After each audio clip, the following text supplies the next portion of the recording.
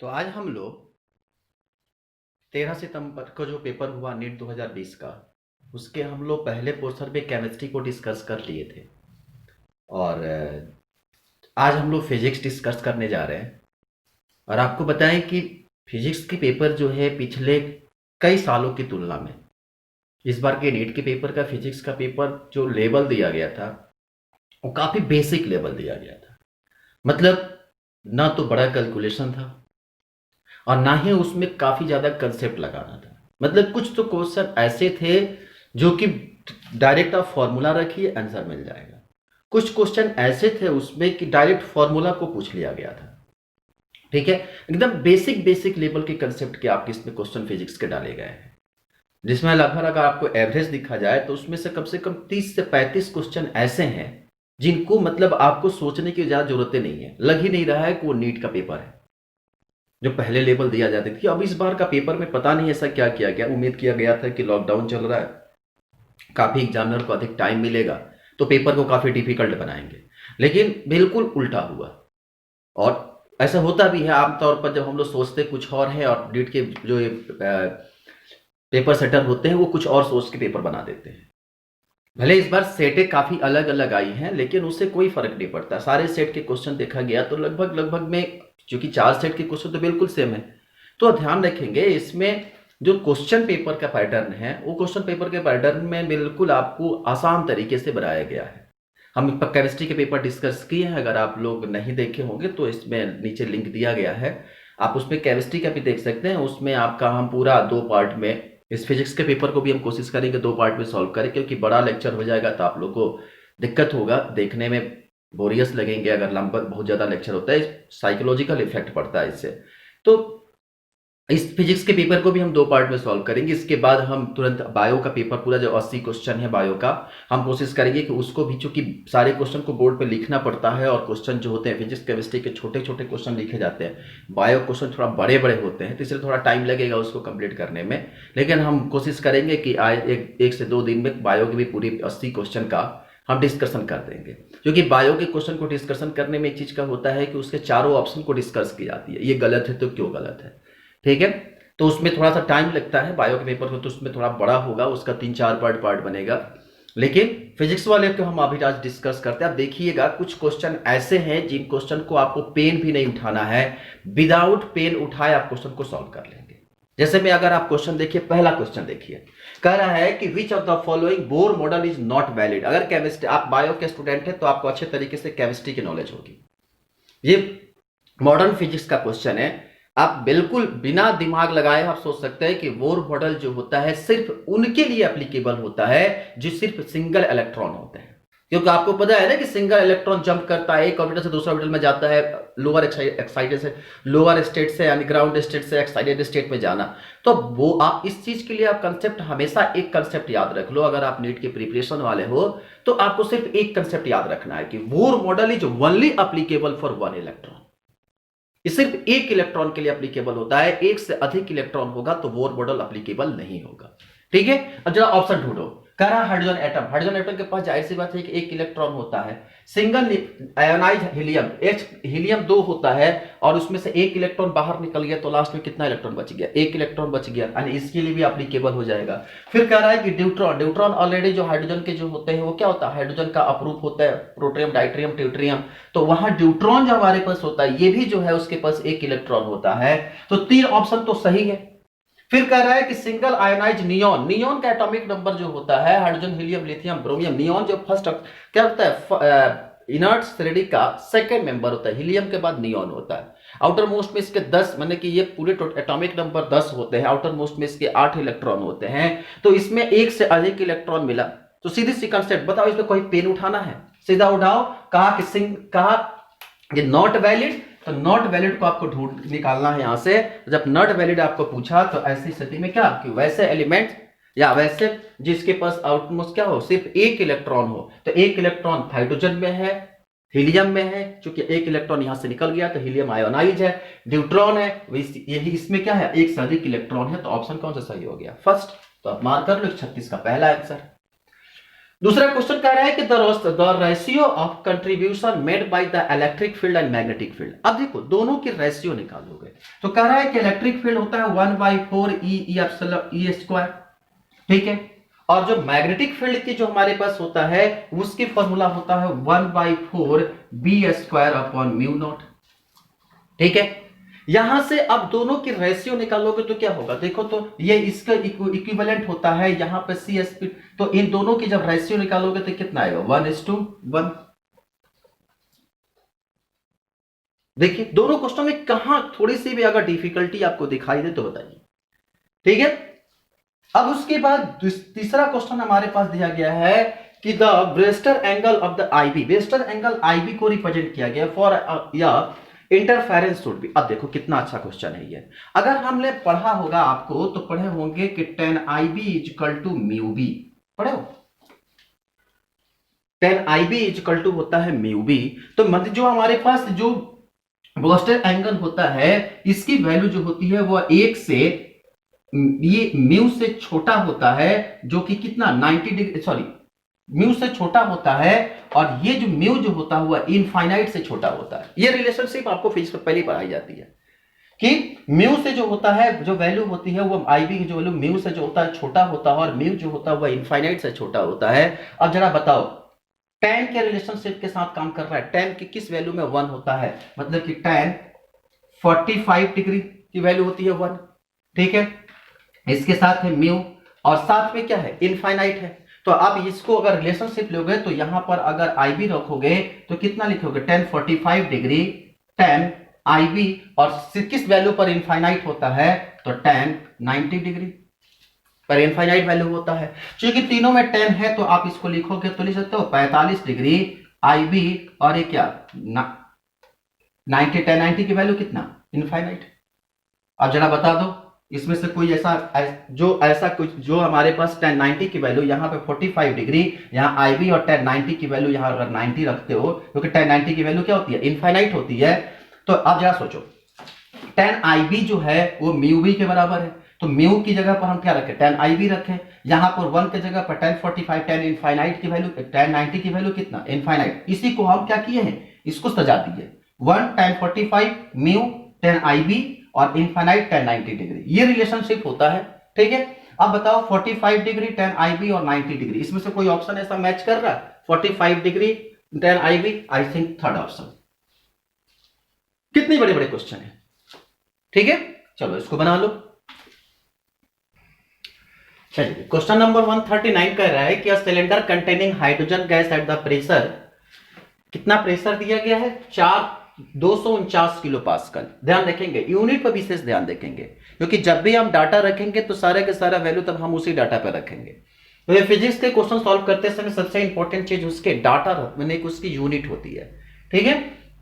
Temperature दिया गया 27 degree Celsius, तो टेम्परेचर को सबसे पहले क्या करो, टेम्परेचर दिया गया है 27 डिग्री सेल्सियस, इसको केल्विन में कन्वर्ट करेंगे तो हो जाएगा कितना 273 प्लस 27 यानी कि 300 केल्विन, ठीक है।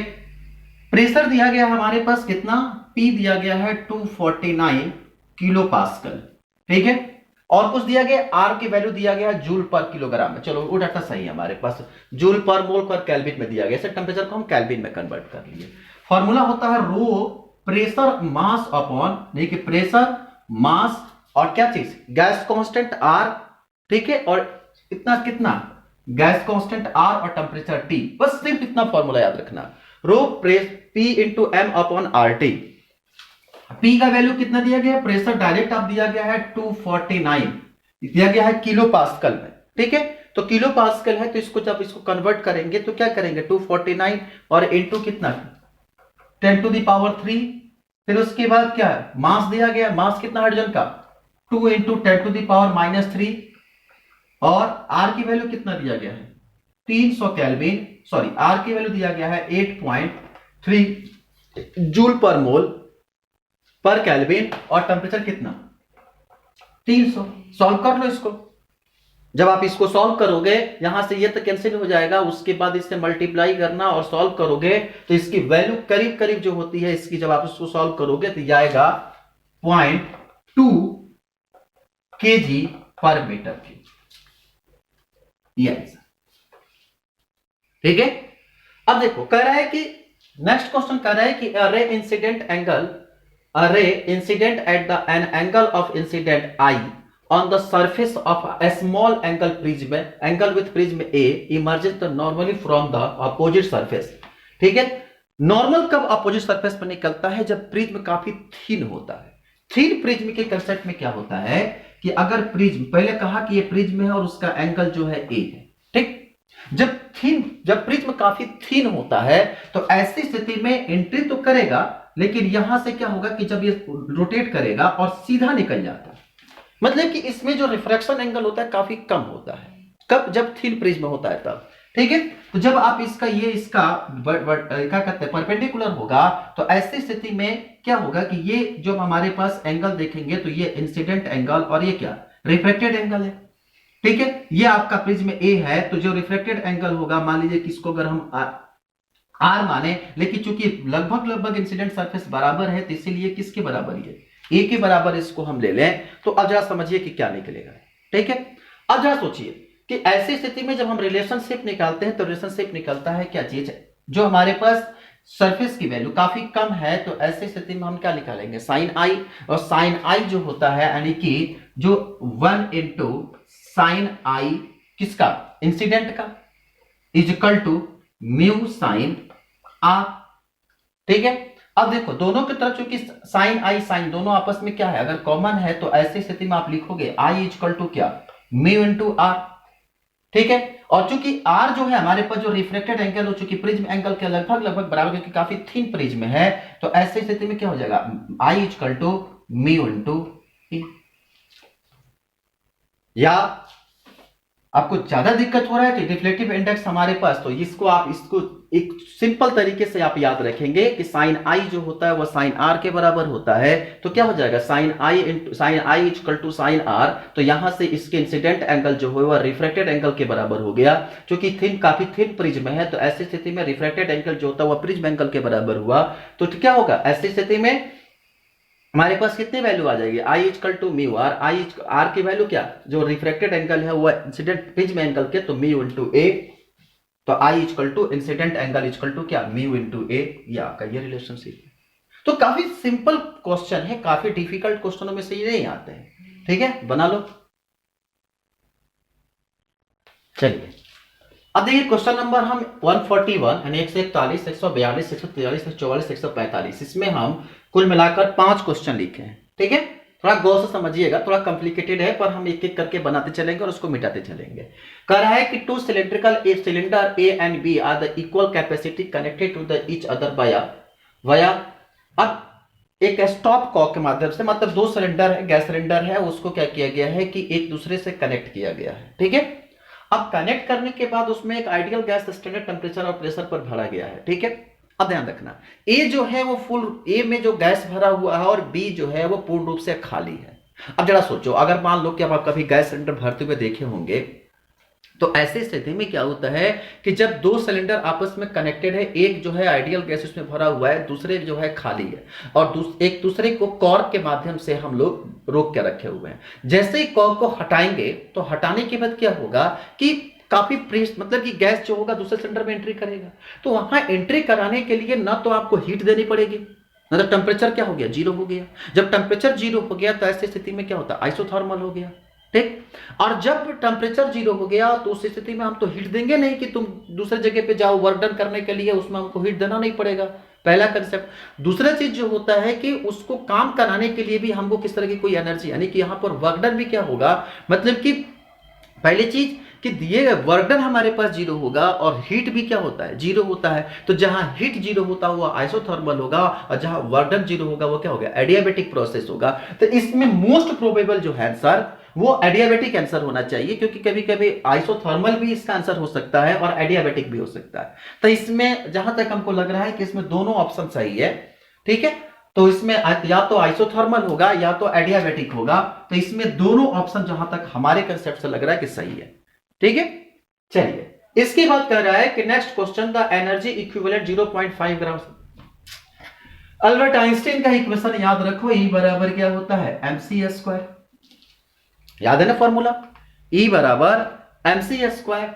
अब E की जो वैल्यू हमारे पास दिया गया है, C का स्पीड क्या होता है लाइट का 3,86,000, या आप उसको जब हम डाटा में लेके चलते हैं तो उसकी वैल्यू कितना लेते हैं 3 × 10⁸, 3.8 × 10⁸।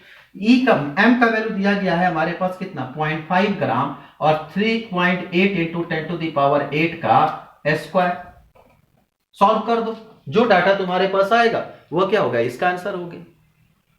ठीक है, तो आप इसको सॉल्व करना, सॉल्व करने के बाद जो भी डाटा आपका मिलेगा वह उसका हम उसको कैलकुलेट किया, और कैलकुलेट करने के बाद हमको आया है ये डाटा कितना E बराबर से इसका आंसर आया है 4.5 इंटू 10⁻13। ठीक है, कोई डाटा है सर 4.5 इंटू 10⁻13 जूल, ये इसका। तो इसके बाद डायरेक्ट फॉर्मूला को रखना है। फॉर्मूला क्या होता है, E equal to mc square, पढ़े हो ना, E equal to mc square, Albert Einstein का इक्वेशन है ये। ठीक है, चलो तीसरा क्वेश्चन जो है 143 क्वेश्चन है, थोड़ा सा डिफिकल्ट क्वेश्चन है ये, पर ज्यादा डिफिकल्ट नहीं है। दो रिलेशनशिप को आपस में जोड़ना है। हम ऊपर से इसको मिटा देते हैं। कह रहा है कि a body weight of the 7290 Newton. अब बॉडी वेट जो दिया गया वो ध्यान रखें न्यूटन में दिया है, केजी में नहीं दिया गया है। ठीक है, तो एफ इक्वल टू क्या होता है, जो हम लोग mg पढ़ते हैं तो मास और ग्रेविटी दोनों दिया गया है। ठीक, the surface of the on the surface of the what is the gravitational force on it the height at the height equal to the half of the radius of earth. Height को बराबर किया गया, radius को क्या कर दिया गया, घटा दिया गया। ठीक है, तो आपको पहले चीज आपको फॉर्मूला पता होगा कि G इक्वल टू क्या फॉर्मूला होता है, स्मॉल g इक्वल टू क्या होता है, GM upon RE, GM upon RE। ठीक है, रेडियस को जब आधा किया गया तो G डैश इक्वल टू क्या होगा, GM RE plus RE upon में 2 का स्क्वायर। ठीक है, जब इसको अब ये किसके बराबर होता है, डायरेक्ट आपको फॉर्मूला आता है 4/9g के बराबर, पढ़े हो ना, ये डायरेक्ट फॉर्मूला आपको क्लास में सिखाया जाता है। ठीक, अब जो हमारे पास 4/9g आ गया, अब जरा बताओ हमारे पास वैल्यू दिया गया है कि mg, जो mg दिया गया है वो मास mg जो है वो कितना दिया है 72 न्यूटन दिया हुआ है। तो जब आप mg डैश निकालोगे तो कितना आएगा, mg डैश मास दिया गया हमारे पास। ठीक है, मास तो, और g डैश की वैल्यू कितना आ गया 4/9। ठीक है, तो रख दो यहां से, कितना आ जाएगा 4/9 इंटू कितना 72, 9 8 72, 8 चौका कितना 32 न्यूटन।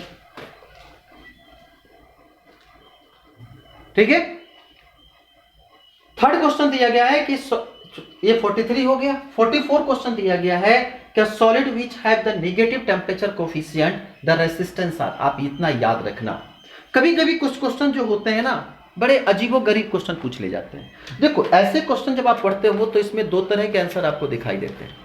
पहला चीज कि जहां पर देखो सबसे बड़ा चीज होता है कि रेसिस्टेंस जो होता है वो टेम्परेचर के इनवर्सली प्रोपोर्शनल होता है। आपको पढ़ा है ना कि टेम्परेचर बढ़ाने से रेसिस्टेंस की वैल्यू क्या होती है, घटती है। ठीक है, तो ऐसी स्थिति में रेसिस्टेंस जितना बढ़ेगा टेम्परेचर क्या करेगा उतना घटेगा, और ऐसी घटना जो होती है वो जनरली किस में होती है, सेमीकंडक्टर में होती है। ठीक है, तो इसमें जनरली जो होती है वह सेमीकंडक्टर में होता है। तो हमारे हिसाब से आंसर जो होना चाहिए वह सेमीकंडक्टर होगा। ठीक, क्योंकि सेमीकंडक्टर ही ऐसा होता है कि जिसमें क्या करते हैं नेगेटिव कोफिशिएंट उसमें आता है, क्योंकि उसमें रेजिस्टेंस जब बढ़ाते हैं तो टेम्परेचर क्या करता है, घटना शुरू हो जाता है। तो जहां तक हमको लग रहा है कि क्या होगा उसमें सेमीकंडक्टर होगा। ठीक, चलो 144 हो गया। 145 कह रहा है कि the phase difference between displacement and acceleration of the particles in a simple harmonic motion. पढ़े हो, P upon L equal to LC, याद है। P इक्वल टू जो होता है पिच, N जो होता है नंबर ऑफ कोलिजन। ठीक है, जो हमारे पास तो नंबर ऑफ डिवीजन, जो हम लोग सॉरी नंबर ऑफ कोलिजन नहीं बल्कि नंबर ऑफ डिवीजन। ठीक है, और LC मतलब होता है लिस्ट कांस्टेंट। तो P upon N equal to least constant. ठीक है, तो अब जरा बताओ P इक्वल टू क्या होगा, P equal to N into least constant.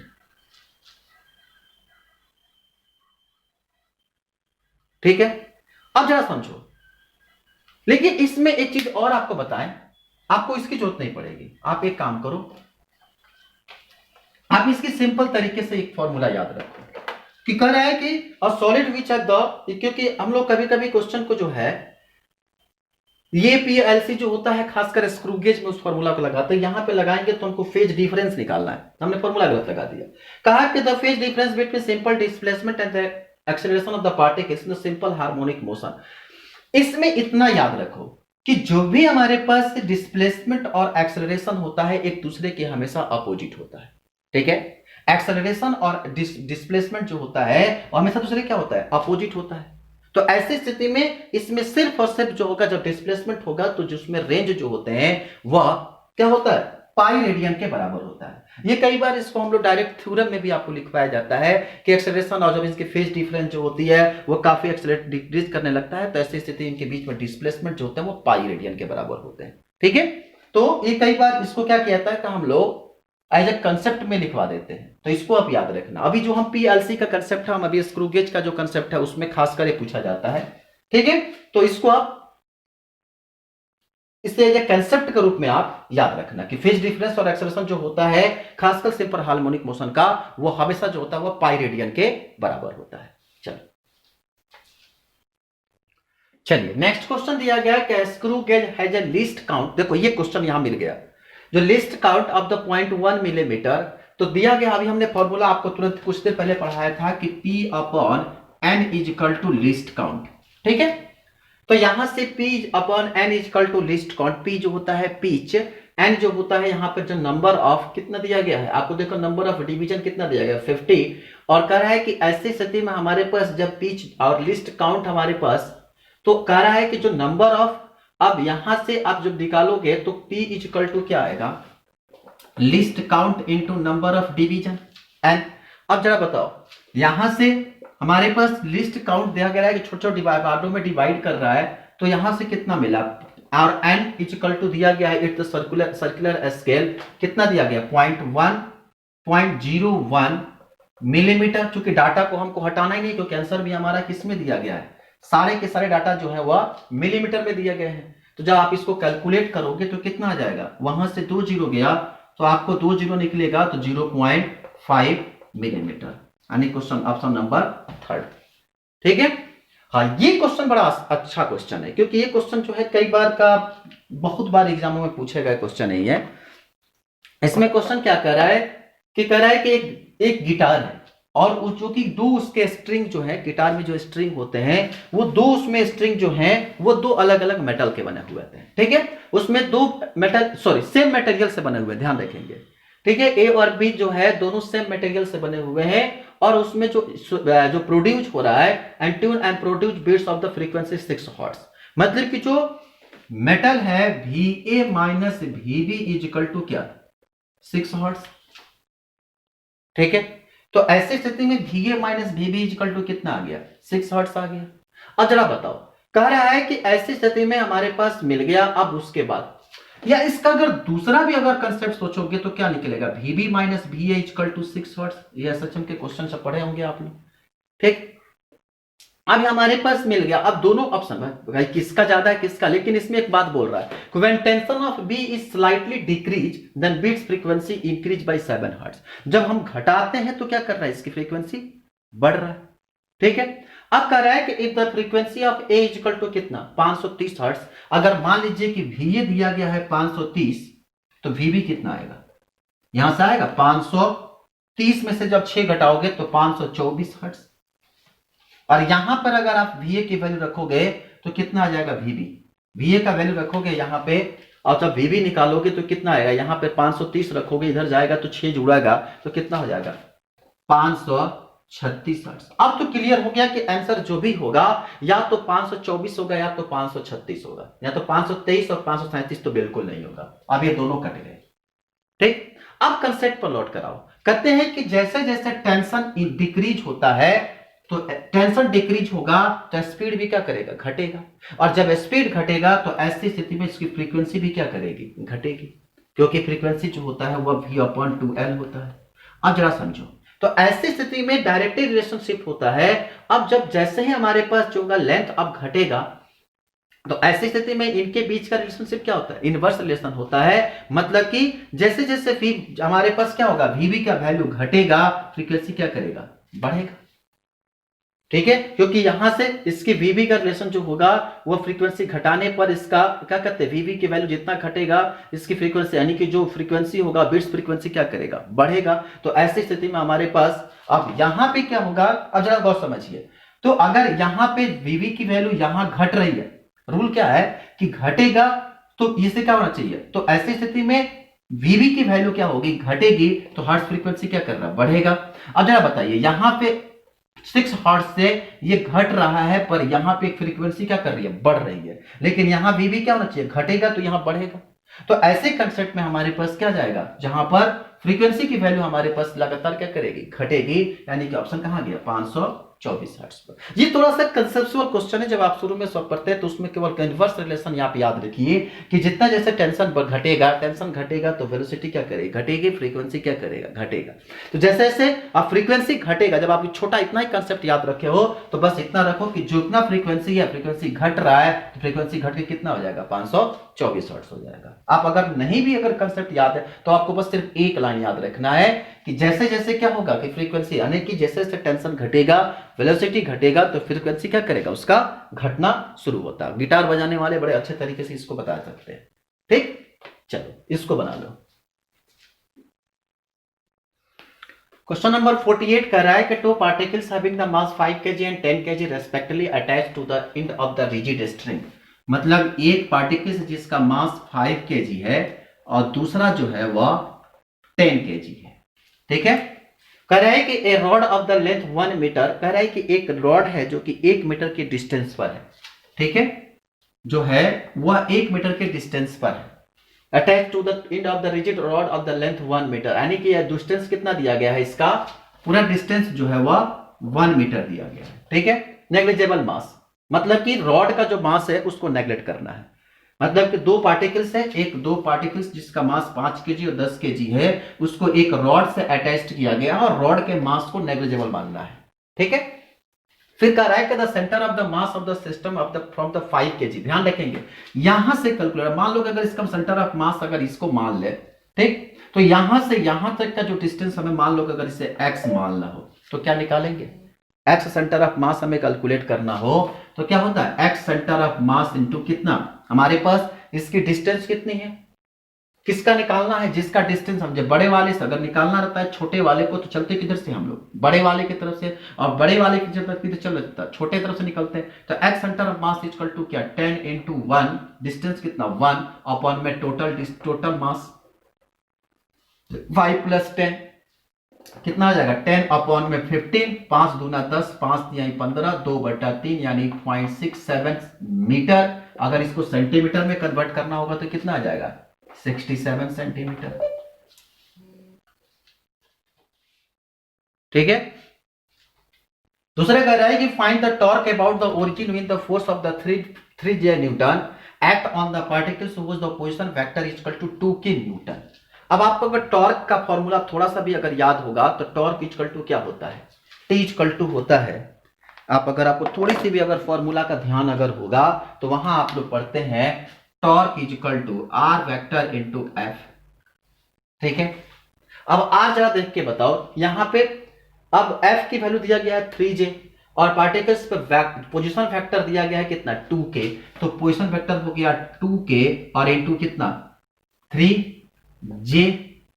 ठीक है, और 2K और 3J, J और K और J आपस में मिलता है तो क्या बनता है, I बनता है, पढ़े हो ना, K से J जा रहा है तो यानी कि क्लॉकवाइज रोटेशन होगा तो ये क्या बनेगा, I बनेगा, और 2 3 जा 6 यानी कि 6I न्यूटन। कुछ है ऑप्शन में, मिल गया पहला ऑप्शन,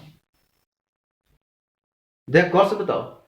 लेकिन इसमें एक मिनट, I J और K, I से J जाते हैं तो क्या है क्लॉकवाइज, J से K और K से क्या I, जरा गौर से समझना इसमें। तो I से J, तो I J को मल्टीप्लाई करते हैं K बनता है, J K को करते हैं तो क्या मिलता है, J और K को मिलता है तो I मिलता है। लेकिन K और J, एक मिनट, K और J है इनवर्स जा रहा है तो इसमें कितना आ जाएगा, माइनस होगा, यानी कि सॉरी प्लस, पहला ऑप्शन ना होकर तीसरा, ध्यान रखेंगे इसमें। I J जब मल्टीप्लाई करते हैं तो K मिलता है, J और K को मिलते करते हैं तो I मिलता है, और K और I को करते हैं तो J मिलता है, और क्लॉकवाइज रोटेट करते हैं तो पॉजिटिव वैल्यू आता है। यहां पे क्या है, K इंटू J है, मतलब कि एंटी क्लॉकवाइज जा रहे हैं। जब एंटी क्लॉकवाइज जाएंगे तो वैल्यू किस में आएगा, नेगेटिव में आएगा। यानी कितना आ गया, -6 आई। एक छोटी सी बात ध्यान रखेंगे, यहां पे मैक्सिमम लोगों की ये गलती हुई होगी, ये जो आई और जे माइक्रोच और पॉजिटिव और नेगेटिव वाले में। ठीक है, चलो इसके बाद दिया गया है कि light of the average influx equal to 20 omega पर सेंटीमीटर स्क्वायर। ठीक है, अब जरा देखो, इसमें एक वैल्यू हमको दे दिया गया, इंटेंसिटी की वैल्यू दे दिया गया आपको, तो इसमें से आपका इंटेंसिटी दे दिया गया 20 ओमेगा पर सेंटीमीटर स्क्वायर। ठीक है, अब चलो यहां से तो हम लोग सीख लिए। अब आपको फॉर्मूला फिर आके कह रहा है कि non reflective index of the normal incident having the surface area, area दे दिया गया, ए दे दिया 20 सेंटीमीटर स्क्वायर। ठीक है, energy receive E equal to, energy आप अगर आपको फॉर्मूला याद होगा तो आप अगर फॉर्मूला याद होगा तो ई इक्वल टू होता है I into A into T. ठीक है, I equal to A into T. ठीक, अब क्या देखो, अब अगर फॉर्मूला को अगर आप जब इसमें इनपुट करोगे तो आई जो है इंटेंसिटी है हमारे पास। ठीक है, तो आई की वैल्यू कितना दिया गया है, 20 ओमेगा पर सेंटीमीटर स्क्वायर। ठीक, अब इसके बाद क्या दिया गया है, आई, एरिया भी दिया गया है 20 और टाइम दिया गया है कितना, कह रहा है कि ऐसे normal incident having the surface area. अब उसके बाद जब आप इसका टाइम कितना दिया गया है, 1 मिनट। जब मिनट को सेकंड में कन्वर्ट करोगे तो कितना आ जाएगा, 60 सेकंड। ठीक है, तो इंटेंसिटी दे दिया, एरिया दे दिया और टाइम दे दिया। आप इसको मल्टीप्लाई कर, 2 दूना 4, 4 6 चौका 24। अब देखो इसमें से कोई डाटा दिख रहा है 24 वाला। अब इसमें आप जब निकालोगे तो कितना आ जाएगा, 24 होगा। और जब इसकी आप डाटा रखोगे तो ऐसे स्थिति में क्या होगा, जब आप इसको तो 24, अब देखो इसमें से कोई 24 दिख रहा है, अब ये रहा 24 का वैल्यू डाल देंगे। ठीक है, तो ये हमारे पास आ गया। अब इसको आप चाहो तो, अब चूंकि आपको कहो ना पावर 13 कहां है, जब आप इसको ओमेगा कन्वर्ट करोगे तो उसमें क्या करोगे, आप शुरुआती डाटा आप निकाल के आसानी से क्या कर सकते हो, वैल्यूज में पुट कर सकते हो।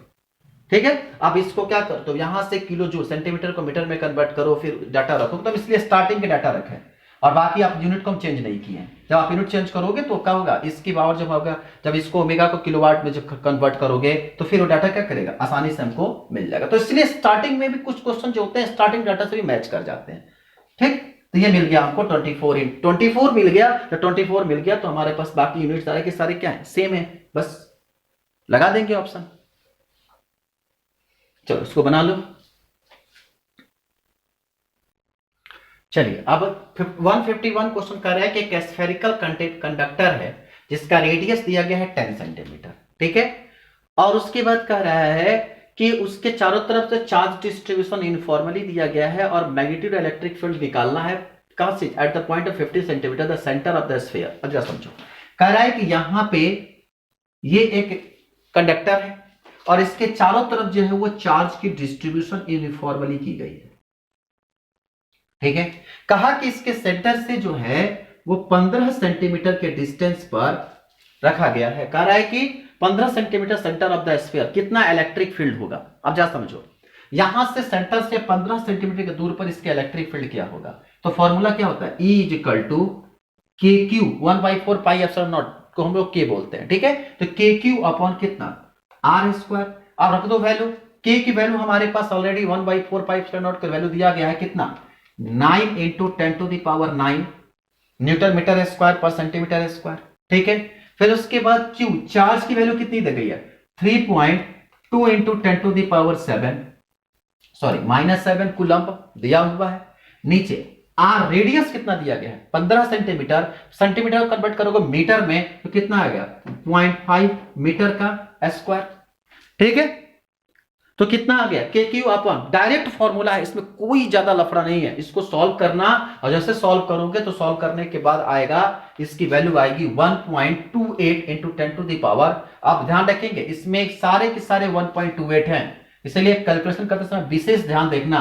तो इसका आएगा 1.28 इंटू 10⁴ न्यूटन पर कूलम। डाटा चूंकि इसमें सारे पहले वैल्यू सबका सेम है, इसलिए कैलकुलेट करते समय विशेष ध्यान देना कि हमारे पास नेगेटिव पॉजिटिव की बहुत बड़ी इंपॉर्टेंस, सॉरी इसका पावर का बहुत बड़ा इंपॉर्टेंस है। ठीक है, इसके बाद कह रहा है कि certain region have the space volume is equal to 0.3 metre cube, electric potential found to be 5 volt throughout. मतलब कि जहां पर अगर वॉल्यूम कांस्टेंट मिल जाए, आप इस चीज को हमेशा याद रखना कि किसी भी वॉल्यूम में अगर पोटेंशियल कांस्टेंट हमारे पास मिलता है, अगर हमारे पास जो पोटेंशियल डिफरेंस अगर कांस्टेंट मिलेगा किसी भी वॉल्यूम में, इसको आप कंसेप्ट बनाकर रख लेना कि किसी भी वॉल्यूम में अगर पोटेंशियल डिफरेंस हमें कांस्टेंट मिलता है, तो ऐसी स्थिति में जो मैग्नीट्यूड होगा इलेक्ट्रिक फील्ड का हमेशा हमेशा हमेशा जीरो होता है। अगर किसी भी वॉल्यूम में पोटेंशियल डिफरेंस अगर कांस्टेंट होता है, तो ऐसी स्थिति में अगर इलेक्ट्रिक फील्ड अगर निकालना होगा, तो ऐसी कंडीशन में इलेक्ट्रिक फील्ड हमेशा जीरो होगा। इसे आप कहीं लिख लो कि अगर वॉल्यूम कांस्टेंट, अगर हमारे पास किसी भी वॉल्यूम में पोटेंशियल डिफरेंस अगर कांस्टेंट कर दिया जाता है, तो ऐसी स्थिति में जो हमारे पास इलेक्ट्रिक फील्ड जो होगा वो हमेशा क्या होगा, जीरो होगा। क्या सोचना है इसमें, अगर है कि increase width of the depth region of the PN junction diode due to, आप देखो सबसे बड़ा इंटरेस्टेड क्वेश्चन हमेशा इसे भी आप एक कंसेप्ट में याद रखो कि अगर जहां पर डिप्लीशन लेयर, पीएन जंक्शन का डिप्लीशन लेयर जो होता है वो रिवर्स बॉयस में बढ़ता है, याद रखना कि पीएन जंक्शन का डिप्लीशन लेयर जो होता है वो रिवर्स बॉयस में क्या करता है, बढ़ता है, और फॉरवर्ड बॉयस में क्या करता है, घटता है। ठीक है, तो याद रखेंगे कि increase the width of the depletion region of the PN junction diode due to, तो रिवर्स बॉयस में क्या करता है, बढ़ता है, और फॉरवर्ड बॉयस में घटता है। इसे आप छोटे से कंसेप्ट में या लिख लो ना, अगर अच्छा ना लगे तो लिख सकते हो कि किसी भी कंडीशन में ध्यान रखेंगे कि depletion layer of the PN junction diode in reverse bias is always increase and forward bias is always decrease. देखो कोई क्या रिवर्स बॉयस में क्या करता है, इंक्रीज करता है, सेकंड ऑप्शन। अगला क्वेश्चन क्या कर रहा है कि 40 पिकोफैराड के कनेक्टेड विद 24, ये क्वेश्चन थोड़ा सा ठीक है, हम ऊपर का जगह खाली करते हैं फिर आपको नीचे का बनाते हैं। हाँ, तो आप करते क्या है कि 40 माइक्रोफैराड का हमारे पास दिया गया है, अब समझो, तो यहां से आप पढ़ते हो कि XC is equal to one by omega C। ठीक है, ओमेगा जो होता है वो 2 पाई क्या होता है, 2 पाई इंटू एफ होता है। तो फ्रीक्वेंसी की वैल्यू हमारे पास दी गई है, देखो तो कुछ दिया हुआ है क्या डाटा में, 50 हर्ट्ज दिया गया है। तो डायरेक्ट हम रखें तो लिख सकते हैं 100 pi 2 pi into F, omega equal to 2 pi into F. ठीक है, तो 100 पाई हो गया। ठीक, उसके बाद दिया गया है कांस्टेंट कितना, 40 माइक्रोफैराड दिया गया है। आप इसको 40 और माइक्रोफैराड को जब कन्वर्ट करोगे तो कितना आएगा, फैराड माइक्रोफैराड है 10 टू द पावर कितना, -6 ओमेगा। अब जब इसको आप सॉल्व करोगे, चलो इसको रहने दो, हमारे पास तो ये आ गया XC। अब IRMS क्या होता है, IRMS जो होता है वो कहलाता है ERMS अपॉन में XC। ठीक है, अब जरा बताओ हमको निकालना क्या है, कि यहां से निकालना है कि the RMS value of the current in the circuit nearly. अब इसमें जब आप निकालना शुरू करोगे तो अब जरा बताओ, IRMS तो हमको ERMS और इंटू XC। अब जरा देख के बताओ कि हमारे पास कुछ और डाटा दिया गया है, वोल्ट दिया गया है, कितना 200 वोल्ट दिया गया है। जब आप डाटा रखोगे तो क्या निकल कर आएगा, 200 इंटू कितना 100 पाई, और डायरेक्ट से मल्टीप्लाई कर दो भाई, IRMS निकालना है तो ERMS इक्वल टू क्या, IRMS इंटू XC। ठीक है, तो करंट की वैल्यू हमारे पास तो यहां से कितना हो जाएगा, 200 into 100 into 40 into 10 to the power कितना, -6। सॉल्व करो, डाटा जो भी आपको मिलेगा, यहां पे 2 2 4 1 5, तो 5 जीरो से यही से खत्म हो गया, तो 2 जीरो और 2 4 और 1 5, और यहां गया कितना, तो ये हो गया 10 to -1 10 to the power minus, यानी कि 2 चौका 8 इंटू 10 टू द पावर -1। ठीक है, जब आप इसको सॉल्व करोगे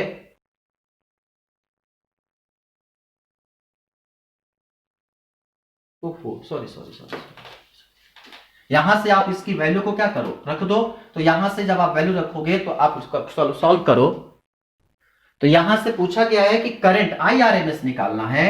IRMS इक्वल टू क्या, ERMS की वैल्यू रखो यहां पे 200 अपन XC की वैल्यू रखो 100 पाई। ठीक है, और इंटू क्या 40 इंटू 10 टू द पावर -6 से। अब इसको क्या करना है, सॉल्व करना, और सॉल्व करने के बाद से हमें क्या निकलेगा, जो डाटा आएगा वो आएगा करीब करीब कितना, आप इसको सॉल्व करना, सॉल्व करोगे तो वैल्यू आएगा 2.5 एम्पियर।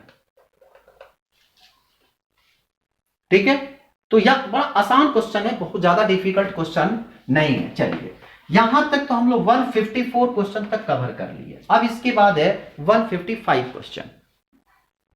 चलिए अब हम लोग के पास क्वेश्चन है 155, 156, 157 और 158।